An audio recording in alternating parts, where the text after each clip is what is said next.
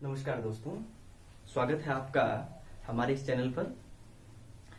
पहले तो शुक्रिया आप सभी का कि आपने पहले वाली वीडियो को काफी प्यार दिया। आज हम ऐसे टॉपिक की चर्चा करेंगे जो न केवल परीक्षा की दृष्टि से महत्वपूर्ण है, बल्कि इसकी सामान्य जानकारी हम सभी को होनी चाहिए। इस टॉपिक को स्टार्ट करने से पहले कुछ विद्यार्थियों के सवाल थे। हाँ, कुछ बोर्ड वाले क्लास के विद्यार्थियों के सवाल थे। 11वीं 12वीं BSc first year second final इनके सवाल थे कि सर क्या पेपर होंगे। नंबर दूसरी बात, यदि पेपर होंगे तो कब होंगे। तो ध्यान दीजिएगा, योद्धा कभी युद्ध की प्रतीक्षा नहीं करता, हमेशा युद्ध के लिए तत्पर रहता है। ठीक वैसा ही या ठीक उसी प्रकार से आप भी एक योद्धा हो। ज्ञान के अस्त्र शस्त्र सुसज्जित या सुशोभित आप रखोगे। परीक्षा की तैयारी रखनी है आपको, पेपर हो चाहे नहीं हो, लेकिन तैयारी आपको बरकरार रखनी है। ध्यान दीजिएगा, हम बात कर रहे हैं हमारे पॉइंट पर कि जीभ के विभिन्न भाग हमको कौन कौन से स्वाद की जानकारी देते हैं।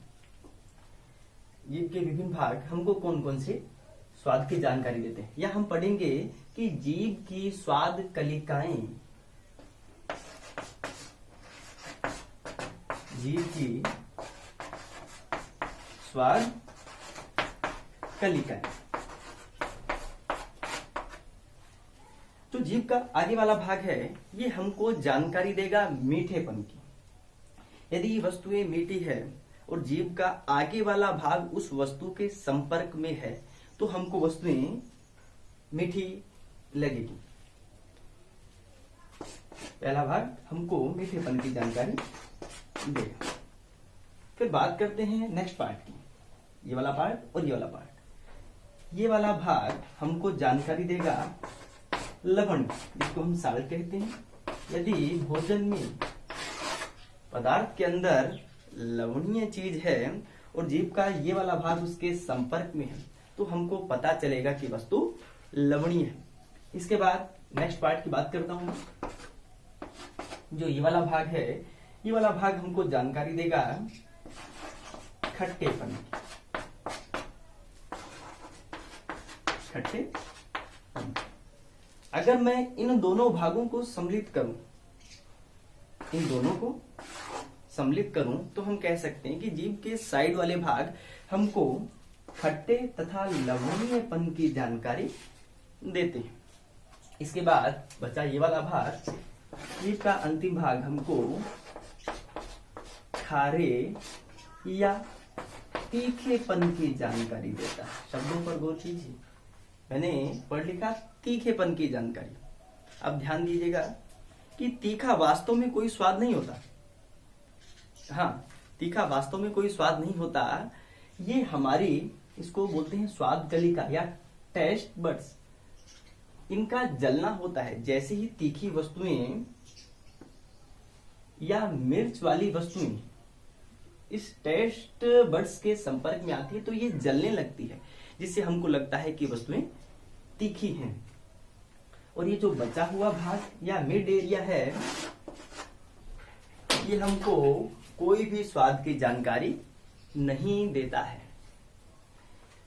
और जैसे जैसे व्यक्ति की उम्र बढ़ती है वैसे वैसे स्वाद कलिकाएं खत्म होने लगती है।